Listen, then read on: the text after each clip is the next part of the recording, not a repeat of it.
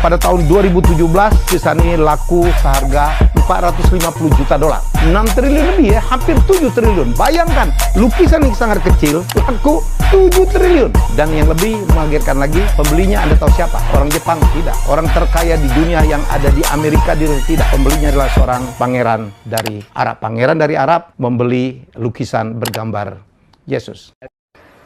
Apa sebabnya Ustadz? Kalau saya menengok salib menggigil hati saya, setan.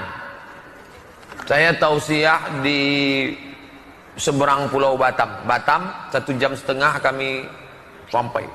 Tapi tak terasa 1,5 jam, karena film yang diputar tenggelamnya kapal Panderwi. Meleleh air mata penonton menengok Zainuddin meninggalkan Hayati. Apa sebabnya? Kata ibu itu mirip macam ini. Saya terlalu terbayang salib, nampak salib, jin kafir sedang masuk.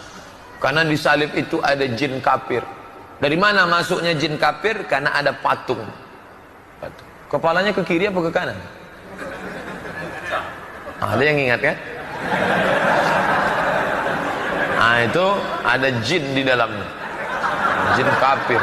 Di dalam patung itu ada jin kafir. Makanya kita tidak boleh menyimpan patung.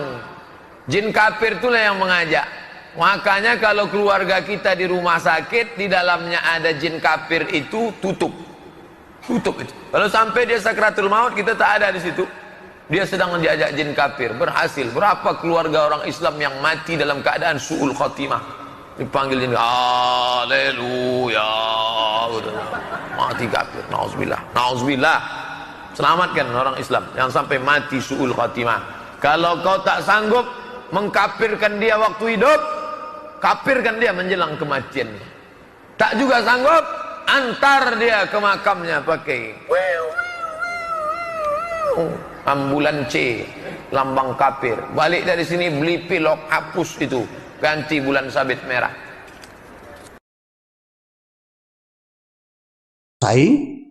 Berhala-berhala yang ada 480 berhala itu ditumbangkan semuanya, lalu mereka masuk ke dalam Ka'bah. Di situ ada gambar Yesus, ada gambar Siti Maryam sedang menggendong Nabi Isa. Begitu mereka akan menghapus gambar Isa dengan Siti Maryam itu, kata Nabi mengatakan, gambar ini biarkan saja, jangan dihapus. Ini ada di kitab Akhbar Makkah lil Wahidi. Kenapa gambar Nabi Isa tidak boleh dihapus, berhala boleh ditumbangkan? Ada apa? Ini menjadi harus kita jelaskan. Kenapa gambar Nabi Isa tidak boleh dihapus kalau berhala ditumbangkan? Jadi artinya betapa dekatnya hubungan Nabi dengan para Nasrani itu. Dan pada Yahudi juga nggak ada masalah. Yang perlu kita ketahui bahwa yang mengusir, menghalau orang-orang Yahudi dari kota Madinah bukan Kanjeng Nabi, tapi Sayyidina Umar. Khalifah setelah Abu Bakar, dihabisin semuanya. Seperti Nazi kan sama saja, itu kan dihabisin Yahudi itu. Bangsa yang tidak pernah punya tanah air, terlunta-lunta, baru sekarang punya negara Israel, gitu. Nah itu semuanya. Jadi ini menjadi satu gambaran begitu semuanya. Kemudian dari situlah maka dugaan-dugaan orang Mekah, siapa Muhammad ini? Seorang anak yatim piatu yang hidupnya penuh penderitaan. Kemudian dia banyak berbicara masalah persatuan dan kesatuan dan sebagainya. Diduga oleh orang-orang Mekah pada zamannya itu bahwa Nabi itu diduga bukan membawa agama baru, tapi dia ingin mengembangkan sekte baru dalam agama Nasrani. Ini menjadi catatan. Jadi nggak ada namanya Nabi mengajarkan dendam kepada agama apapun, nggak ada. Dan kota Madinah sendiri dibangun itu sebagai kota Madinah kan dari kata tamadun, civilization, Ya, itu kan berdasarkan fakta, berdasarkan konsensus dengan semua agama yang ada. Seperti kita di Indonesia begini kan, konsensusnya kan Pancasila. Ya, untung negara kita bukan negara agama ya, tapi agama yang bertuhan. Kalau negara beragama itu sangat efektif sekali dan sangat menguntungkan sekali seorang diktator untuk melaksanakan kediktatorannya, karena semua keputusan agama yang tidak bisa dibantah. Ini persoalannya. Ya, kita sudah bersyukur kita negara beragama kok. Tuhan Yang Maha Esa. Kalau ditanya lukisan apa yang paling mahal yang pernah terjual di sebuah balai lelang, jawabannya adalah lukisan Da Vinci yang berjudul Salvator Mundi. Ya, ini lukisan tentang Yesus atau Nabi Isa. Ukurannya cuma 66 kali 45 cm.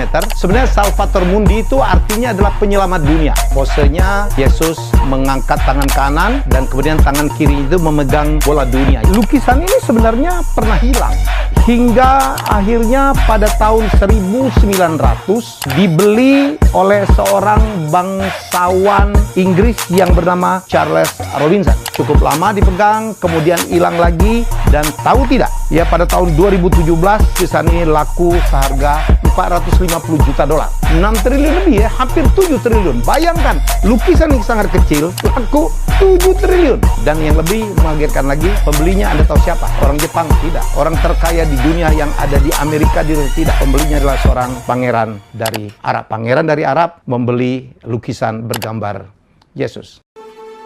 $315 million. Are we all done? No? Okay. 400 million. And the piece is sold. Jangan suka kepada orang kafir. Jangan suka kepada orang kafir. Jangan suka kepada orang kafir. Man tashabbaha biqaumin fahuwa minhum. Siapa yang suka kepada orang kafir, maka dia bagian dari kafir itu. Maka dia bagian dari kafir itu. Maka dia bagian dari kafir itu. Condong hatinya kepada orang kafir. Condong hatinya kepada orang kafir. Condong hatinya kepada orang kafir. Apa yang selalu kita tengok, apa yang selalu kita dengar, itulah yang akan datang waktu kita sakratul maut nanti. Apa yang selalu kita tengok, apa yang selalu kita dengar, itulah yang akan datang waktu kita sakratul maut nanti. Harus diteruskan menurut saya. Warahmatullahi wabarakatuh. Saya Haikal Hasan. Jangan lupa follow Instagram saya. Jangan lupa follow Instagram saya. Jangan lupa follow Instagram saya. Instagram saya. Instagram saya. Instagram saya.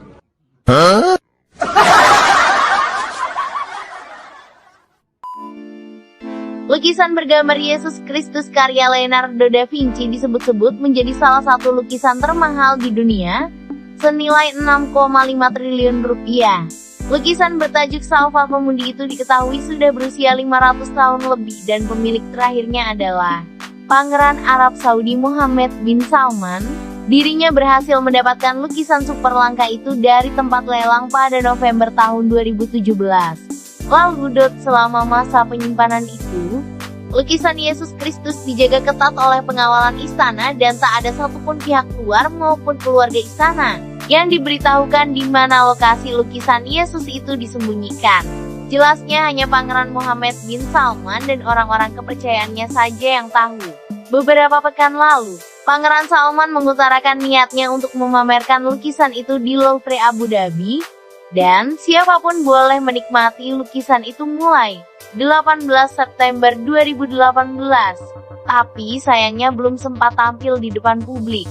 Lukisan bergambar wajah Yesus Kristus itu dikabarkan hilang secara misterius dan sampai kini tidak diketahui keberadaannya. Sekedar kilas balik, lukisan Leonardo da Vinci yang diberi judul Salvator Mundi itu menampilkan sosok Yesus Kristus sedang mengenakan baju berwarna biru dengan aksen merah emas di bagian lingkar dadanya. Sementara tangan kiri Yesus memegang bola kristal dan tangan kanannya terlihat terangkat dalam posisi finger cross. Di zaman dahulu lukisan Yesus Kristus ini sempat dianggap palsu, hanya salinan karya Leonardo da Vinci oleh muridnya Giovanni Antonio Beltraffio. Nilai jualnya pun tidak mahal ketika dilelang hanya laku $458 pada tahun 1958. Namun ketika dilakukan penelitian ulang oleh para ahli sejarah dan pakar lukisan, Mereka berani menyatakan kalau lukisan Yesus itu memang benar karya asli dari sang maestro Leonardo da Vinci. Kini ratusan tahun sudah berlalu, akankah lukisan Yesus karya Leonardo da Vinci itu sudah musnah dan tinggal kenangan saja? Ataukah keberadaannya memang sengaja dijadikan misteri? Kenapa? Kagum dan heran karena lukisan Leonardo da Vinci yang ukuran 66 kali 45 cm tahun 2017 di Balai Lelang laku 450 juta US dollar atau sekitar 7 triliun rupiah yang dibeli oleh Pangeran Arab. Lukisan yang berjudul Salvator Mundi yang artinya juru selamat dunia. Mungkin Anda hari ini tidak memiliki lukisan tersebut, tetapi yang pasti Anda membutuhkan juru selamat dunia karena amal soleh Anda tidak dapat menyelesaikan dosa Anda. Coba ambil kalkulator, sempoa, atau alat tulis yang lain dan mulai dihitung mana lebih banyak, dosa Anda atau amal soleh Anda. Dan kalaupun amal soleh Anda lebih banyak, karena amal soleh yang dilakukan karena berangkat ingin masuk surga, ingin dapat pahala, self-oriented, dan semua itu adalah motivasi yang tidak layak dibawa kepada Allah. Karena manusia tidak dapat menyelesaikan dosanya dengan amal solehnya, maka manusia membutuhkan pemutihan dosa melalui pengorbanan Yesus di atas kayu salib. Karena Yesus berkata, "Akulah jalan kebenaran dan hidup. Tidak seorang pun sampai ke surga kalau tidak melalui aku." Mungkin Anda hari ini tidak memiliki lukisan Leonardo da Vinci yang berjudul Juru Selamat Dunia. Tapi kalau Anda memiliki pribadi yang dilukis oleh Leonardo da Vinci, maka Anda orang yang beruntung dibandingkan Pangeran Arab yang membeli lukisan hampir 7 triliun rupiah. Tuhan memberkati. Jadi sekarang ada orang yang ngejek-ngejek kita di internet. Apa tuh? Apa tuh ustadz-ustadz? Katanya nggak boleh pakai produk orang kafir. Buktinya ceramahnya pakai YouTube. Katanya nggak boleh pakai produk orang kafir. Buktinya rekamannya pakai Samsung. Goblok. Dia nggak bisa bedakan mana aspek ekonomi, mana alat. Nabi ketika perang melapas azab itu memakai strategi orang Majusi. Majusi itu nyembah api, kafir. Nyembah api, kafir. Ustadz nyebutnya jangan kuat-kuat. Kafir. Kuat. Kafir. Itu produk bukan Muslim punya. Tapi sebagai alat, ya nggak apa-apa kita pakai. Sama seperti nanti kalau ada orang kritik saya. Apa tuh? Jangan pakai produk kafir. Tapi buktinya mikrofonnya dari barat. Ini memang, mikrofon ini memang dari barat. Makanya tulisannya on off. Kalau ini dari Islam, pasti al-hayah wal maut. Ini sebagai alat, mas. Apakah saya mesti meminta maaf? Apakah perlu saya minta maaf? Nah, udah tuh jawab. Nah, ajaran saya, kalau saya belum minta maaf, berarti ayat itu mesti dibuang. Na'udzubillah. Ayat Al-Quran. Kalau ditanya lukisan apa yang paling mahal yang pernah terjual di sebuah balai lelang, jawabannya adalah lukisan Da Vinci yang berjudul Salvator Mundi. Ya, ini lukisan tentang Yesus atau Nabi Isa. Ukurannya cuma 66 kali 45 cm. Sebenarnya Salvator Mundi itu artinya adalah penyelamat dunia. Posenya Yesus mengangkat tangan kanan dan kemudian tangan kiri itu memegang bola dunia. Lukisan ini sebenarnya pernah hilang hingga akhirnya pada tahun 1900 dibeli oleh seorang bangsawan Inggris yang bernama Charles Robinson. Cukup lama dipegang, kemudian hilang lagi, dan tahu tidak, ya pada tahun 2017 lukisan ini laku seharga 450 juta dolar. 6 triliun lebih ya, hampir 7 triliun. Bayangkan, lukisan yang sangat kecil laku 7 triliun. Dan yang lebih mengagetkan lagi, pembelinya Anda tahu siapa? Orang Jepang? Tidak. Orang terkaya di dunia yang ada di Amerika? Tidak. Pembelinya adalah seorang pangeran dari Arab. Pangeran dari Arab membeli lukisan bergambar Yesus.